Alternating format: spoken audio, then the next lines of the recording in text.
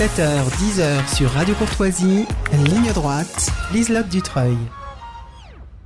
Alors que la guerre israélo-palestinienne s'est intensifiée depuis les attaques du 7 octobre par le Hamas, Tsahal semble engagé dans une impasse stratégique. D'une part, les attaques meurtrières proches de la frontière égyptienne et d'autre part, les pressions de leurs alliés américains.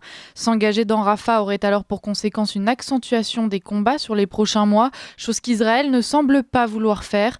Après que la CPI ait soumis une requête pour la délivrance d'un mandat d'arrêt contre le Premier ministre israélien Benjamin Netanyahou pour crimes de guerre et crimes contre l'humanité et la demande d'un arrêt des opérations militaires, l'Union européenne s'est empressée de réunir hier, mardi 28 mai, les ministres des Affaires étrangères de l'Égypte, de l'Arabie Saoudite et du Qatar.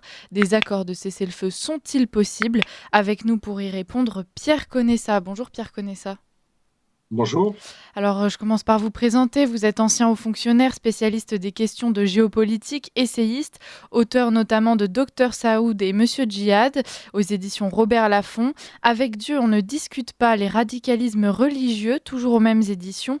Et puis dernièrement, Vendre la guerre, le complexe militaro-intellectuel aux éditions de l'Aube. Merci beaucoup d'être parmi nous. Alors, Josep Borrell, qui est responsable de la politique étrangère de l'Union européenne, est à l'origine de cette réunion dont nous parlions entre les ministres des Affaires étrangères de l'Égypte, de l'Arabie Saoudite et du Qatar. Les différentes discussions menées lors de cette réunion devront porter sur la situation à Gaza, la libération des otages et des accords économiques. Alors, est-ce que vous pourriez nous éclairer sur les différents intérêts de l'Union européenne dans cette zone ?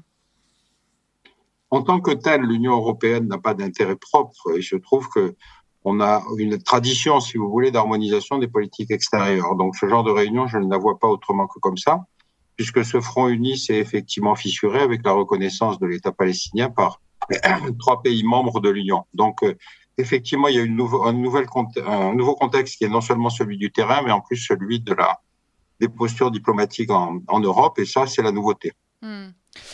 Vous parliez de ces pays qui ont reconnu l'État palestinien. Concrètement, qu'est-ce que ça peut changer, ça, pour la Palestine ? Pour la Palestine, ça peut pas changer grand-chose. Enfin, il y aura quelques formalités du genre création d'une ambassade, etc. Mais enfin, n'oubliez pas que la Palestine, aujourd'hui, c'est 2 choses. C'est la Cisjordanie et c'est Gaza. Et que effectivement, si en Cisjordanie, il n'y a pas de combat aussi violent qu'il y en a à Gaza, il y a aussi une politique d'occupation et de colonisation sauvage par des juifs radicaux, que ces juifs radicaux ont imposé la création de routes qui sont réservées à l'armée israélienne. Et donc, Netanyahou ne se contente pas de frapper Gaza, il continue aussi à soutenir affaiblir la viabilité d'un État palestinien. Et donc, il faut prendre le problème dans sa totalité. On a plusieurs extrémismes face à face aujourd'hui. On a évidemment le Hamas, ça c'est une évidence, mais on a aussi Netanyahou, qui est un personnage qui s'est toujours opposé à une concession et d'une reconnaissance de l'État palestinien. Donc, il y a un moment où il faudra effectivement taper sur la table, et c'est ce qu'ont fait les 3 États européens, c'est-à-dire qu'ils considèrent aujourd'hui qu'il y a un État palestinien, qu'il faut le reconnaître et qu'il faut considérer que la solution à 2 États est la seule possible. D'accord. Alors on va revenir sur cette solution à 2 États, mais avant cela, j'aimerais reparler de Benjamin Netanyahou. Il semble de plus en plus abandonné, Benjamin Netanyahou. On a parlé de ce mandat d'arrêt qui a été émis contre lui. Comment peut-il poursuivre ce conflit en étant finalement de plus en plus seul ? Tant qu'il a le soutien, ou en tout cas une espèce de mina-mina avec les États-Unis, de toute façon, il continuera. Donc, le point stratégique, si vous voulez, c'est ce qui se passe aux États-Unis. Or, on voit bien qu'aux États-Unis, le soutien à Israël n'est plus aussi systématique et uni qu'il l'était en d'autres temps. C'est-à-dire que Netanyahou ne mesure pas assez, pourtant il connaît bien les États-Unis, ne mesure pas assez qu'effectivement, il y a une part de l'opinion qui désavoue, si vous voulez, la ligne diplomatique américaine, que ça s'est fait dans des universités qui sont traditionnellement des lieux dans lesquels le débat doit exister, etc., etc. Donc, on l'a aussi en France, on l'a dans un certain nombre de pays. Et effectivement, on est en train de basculer, si vous voulez, dans quelque chose qui était un martyrologue israélien, dans un martyrologue palestinien. On parlait donc de cette solution à 2 États. Vous nous expliquez que c'est la seule solution viable. Aujourd'hui, on a quand même un problème, c'est que beaucoup la refusent. Donc, est-ce que ce bras de fer peut durer longtemps ? Et dans ces cas-là, est-ce que l'on peut toujours considérer cette option de 2 États comme étant une solution si elle ne peut jamais aboutir ? C'est la seule, c'est peut-être la moins pire, si vous voulez. Bon, dans l'histoire, effectivement, les États en 2 morceaux comme ça ont rarement vécu. Rappelez-vous le couloir de Danzig, Rappelez-vous, effectivement, aujourd'hui, Kaliningrad avec la Russie. Donc, on a des solutions qui sont des solutions temporaires, qui ne règlent pas complètement la chose. Mais encore une fois, on est face à une situation qui est nouvelle et pendant laquelle on a laissé, si vous voulez, l'État d'Israël, croître géographiquement. Il faut quand même se rendre compte, entre 47 et aujourd'hui, l'État d'Israël n'a plus du tout la même géopolitique. Et donc, les Palestiniens, notamment sur Gaza, pour vos auditeurs, c'est un territoire de Belfort. C'est à peu près la taille du territoire de Belfort. Au territoire de Belfort, il y a 50 000 personnes. À Gaza, il y a 1 300 000 personnes. Donc, vous vous rendez compte de la concentration. Et ça veut dire qu'il y a eu des jours où il y a eu 200 frappes aériennes. Alors, imaginez ce que ferait 200 frappes aériennes sur le territoire de Belfort. C'est-à-dire qu'il n'y aurait plus rien debout. Donc, on est dans une politique belliciste de Netanyahou, que malheureusement, il n'a pas l'air de vouloir s'arrêter. Et donc, là, le front se fissure. Et on a comme seule solution que de reconnaître l'État palestinien et de montrer qu'effectivement, on n'est plus un soutien automatique à Israël. Rappelez-vous que lui-même s'était déjà opposé même aux accords de Camp David. Netanyahou, c'est quand même un individu qui a un lourd passé, si vous voulez, de belliciste. Finalement, pour lui, cette concession d'un État palestinien, ce serait surtout une défaite. C'est comme ça qu'il le perçoit, Benjamin Netanyahou. Oui, c'est vrai. Et ce qui est paradoxal, c'est que Netanyahou est élu par le corps électoral israélien. Donc, ça veut dire qu'il y a en Israël aujourd'hui un espèce de camp de la guerre qui se traduit en particulier par le vote. Et donc, il y a de quoi s'inquiéter sérieusement parce que, effectivement, les voix pour un rétablissement diplomatique et une voie diplomatique sont aujourd'hui moins importantes que les voix pour la guerre. Donc, il y a quelque chose. Alors, c'est pas la première fois qu'une démocratie porte au pouvoir un belliciste. Rappelez-vous, George Bush, après le 11 septembre, l'opinion publique américaine, il fallait une guerre. Bon, il a fait la guerre contre l'Afghanistan, puis ensuite il a fait la guerre contre l'Irak, puis ensuite, etc., etc. Donc, encore une fois, il ne faut pas partir de l'idée que défendre une démocratie, c'est défendre la paix. Ouais, ça dépend de quelle démocratie. Alors, quand on parle de ce belliciste, peut-être qu'il le fait justement parce qu'il avait la sensation d'avoir un soutien international indéfectible. Peut-être qu'en réalisant que ce ne sera pas le cas, il pourrait éventuellement changer d'avis, revenir sur certaines positions. Est-ce que, abandonné, il pourrait changer d'avis, Benjamin Netanyahou? Écoutez, je ne connais pas le personnage, mais enfin, jusqu'à maintenant, il a prouvé sa ligne diplomatique qui était le refus de toute reconnaissance d'un État palestinien. Donc, je ne sais pas si, peut-être ne mesure-t-il pas assez, si vous voulez, que la fracture à l'intérieur des sociétés occidentales est très profonde. C'est-à-dire qu'effectivement, on a quelque chose il y a effectivement d'un côté des otages, ça il ne faut pas oublier, le 7 octobre, c'est vrai, des enlèvements de gens dont on ne sait pas ce qu'ils sont devenus, etc. Mais en échange de ça, si vous voulez, quand il y a eu un processus otage contre prisonniers, Netanyahou avait imposé que les prisonniers libérés des prisons israéliennes n'aient pas de sang sur les mains. Alors ça veut dire quoi? On libérait des gens qui avaient jeté des pierres sur la police. Vous voyez ce que je veux dire? On est dans une espèce de double standard qui fait que c'est tout à fait inadmissible. Si on veut, effectivement, moi je ne suis ni juif ni musulman, je suis laïque. Donc moi ce qui m'intéresse, c'est les victimes. Aujourd'hui, les victimes sont incontestablement du côté palestinien. Donc il faut arrêter, si vous voulez, faire référence à la Shoah contre les Palestiniens, parce qu'encore une fois, les Palestiniens n'y sont pour rien. C'est pas les Palestiniens qui ont procédé à la Shoah. Les Palestiniens, les pauvres, ils ont subi la décision de 47. Alors après, ça n'enlèverait à l'hypocrisie des États arabes. C'est-à-dire, rappelez-vous qu'en 47, l'État palestinien, ça devait être la Jordanie. Mais enfin, avec cette extraordinaire méconnaissance des situations locales, on avait décidé qu'après tout, le roi Jordanie devait faire de la place. Or, en Jordanie, le roi, c'est un bédouin. Et même si la majorité est palestinienne, on a vu en Septembre Noir qu'il était prêt à massacrer du Palestinien. Donc, si vous voulez, tous les États arabes sont dans une situation hypocrite parce qu'ils se cachent tous derrière le fait qu'il faut que ce soit Israël qui trouve la solution. Et regardez le cas de l'Arabie Saoudite, c'est encore le plus extraordinaire. Il y a de l'argent et de la place. Ils ont accueilli moins de Palestiniens que le Canada. Ouais. Effectivement, le mise en perspective est assez intéressante. Vous parliez de l'Arabie Saoudite. Aujourd'hui, l'Arabie Saoudite s'est réunie avec le Qatar, avec l'Égypte. Est-ce que enfin ils vont essayer d'aller dans le sens de la résolution de ce conflit? Ils se sont trouvés en porte-à-faux avec le début de l'attaque du Hamas parce qu'effectivement, ils étaient dans un processus de normalisation avec Israël, rappelez-vous. On était les accords d'Abraham, etc. C'est-à-dire qu'on a, si vous voulez, on avait en tout cas un geste diplomatique extrêmement important puisque ce front uni des pays qui étaient anti-Israël, contre la création d'Israël, etc., même ceux qui étaient les plus éloignés, vous savez que par exemple l'Arabie Saoudite n'a jamais fait la guerre à Israël. Pardon. En 67, ils avaient envoyé une brigade, mais c'était la guerre des 6 jours, donc ils sont arrivés trop tard.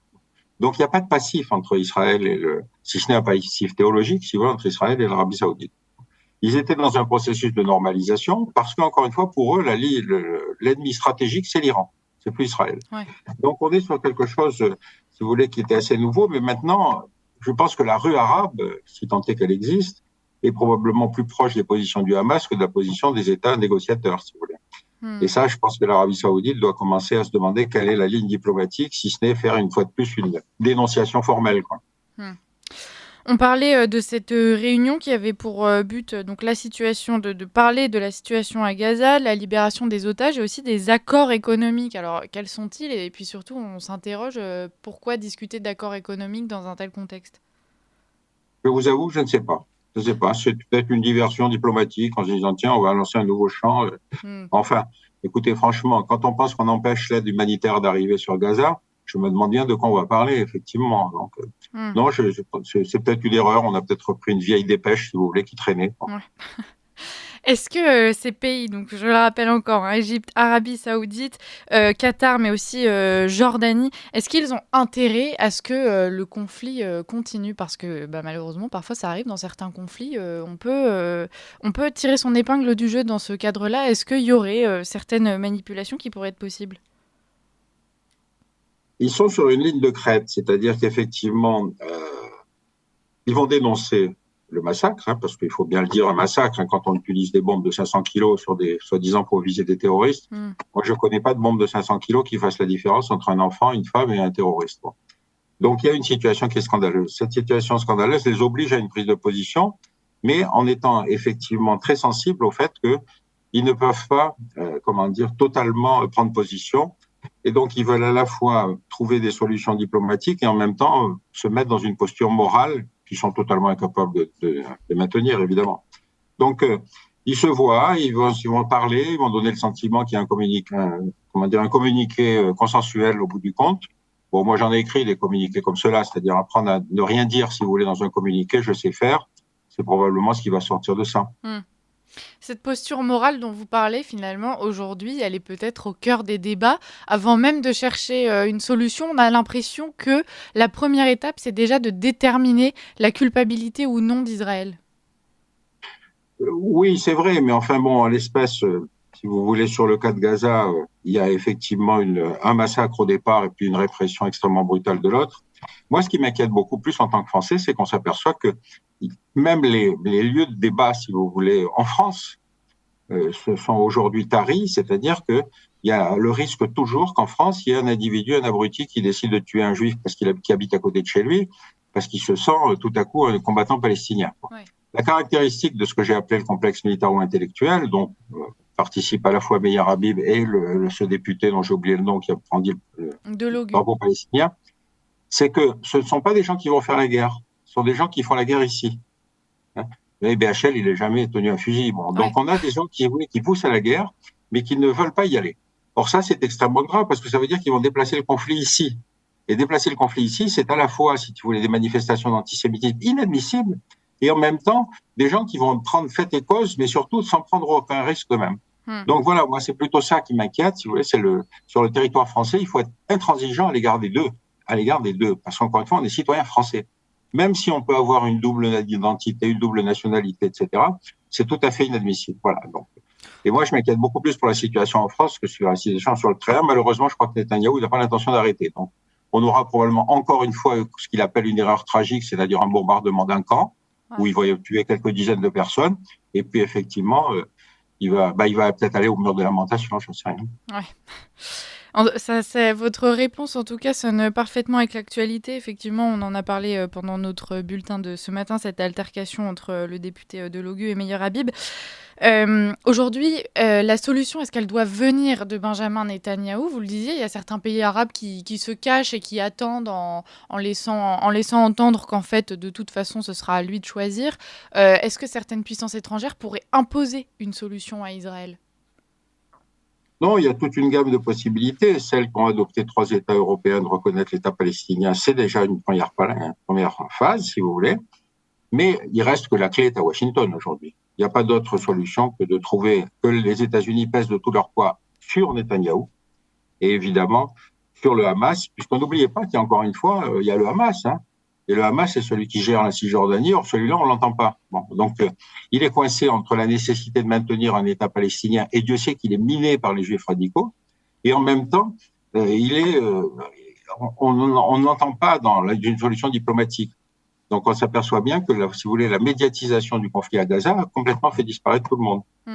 Donc on pourrait compter sur les États-Unis pour jouer une carte dans ce jeu complexe. Est-ce que c'est pas aussi un petit peu inquiétant? On sait que l'intervention des États-Unis n'a pas toujours abouti aux résultats escomptés. Non, c'est vrai. Et puis les Américains ont toujours pensé que la solution militaire dans certains conflits était la seule manière de faire. Rappelez-vous le bombardement du Nord-Vietnam. Le bombardement du Nord-Vietnam, il y avait plus de bombes déversées sur le Nord-Vietnam que sur l'Allemagne nazie. Donc il y a cette tendance, si vous voulez, aux États-Unis en pensant que la voie militaire reste une solution. Quand on a le choix, malheureusement, aux États-Unis, entre deux futurs candidats qui sont Blair et Biden, eh bien moi, j'aimerais pas être américain aujourd'hui. Parce que je ne vois pas, si vous voulez, de camp de la paix qui soit aujourd'hui capable de faire une espèce de médiation crédible entre l'un et l'autre. Voilà. Donc, il faut aussi que les Européens prennent leurs responsabilités. C'est ce qu'ont fait les États européens. Moi, je suis effectivement favorable à la reconnaissance. C'est une manière de dire, on ferme la porte de la repentance, si vous voulez. Ce qui nous intéresse, c'est la paix pour les générations à venir. C'est pas le souvenir de la mort de ceux qui sont passés. J'allais en parler donc du rôle de l'Union européenne. Est-ce que nous pourrions nous saisir de cette cape de médiateur? Et dans ces cas-là, ensuite, après avoir reconnu l'État palestinien, quelles pourraient être les prochaines étapes? Écoutez, il y a un élément du paysage que vous avez cité, c'est la saisine de la Cour pénale internationale. Il y a deux choses qui sont importantes. D'abord, la Cour pénale internationale a été saisie par l'Afrique du Sud. Pour l'Afrique du Sud, c'est un exemple moral important, c'est-à-dire un pays qui aujourd'hui a fait sa décolonisation sans expulser les cadres européens. Pour soi, parce qu'il y avait la personnalité de Nelson Mandela, qui était un homme de paix. C'était un homme de paix. Il a été capable, alors avec tout ce qu'il a souffert, ses emprisonnements, etc., de trouver une solution diplomatique. Donc malheureusement, c'est pas le modèle pour Netanyahou aujourd'hui. Mais cette saisine de la Cour pénale internationale a montré que la Cour pénale était obligée de se mettre en médiation, en position intermédiaire. Donc ils ont lancé les doubles mandats, à la fois contre le chef du Hamas et contre Netanyahou. Mais il y a exactement parallélisme. On a deux radicalismes face à face. Il n'y a pas de raison que la Cour pénale internationale dise celui-là, il est plus radical que l'autre. Non, on a face à face deux camps qui sont totalement prêts à aucune solution diplomatique. Donc la seule pression, une de ces pressions-là, c'est la Cour pénale internationale. L'autre, effectivement, c'est la position des États européens qui doivent aujourd'hui prendre position pour un État palestinien.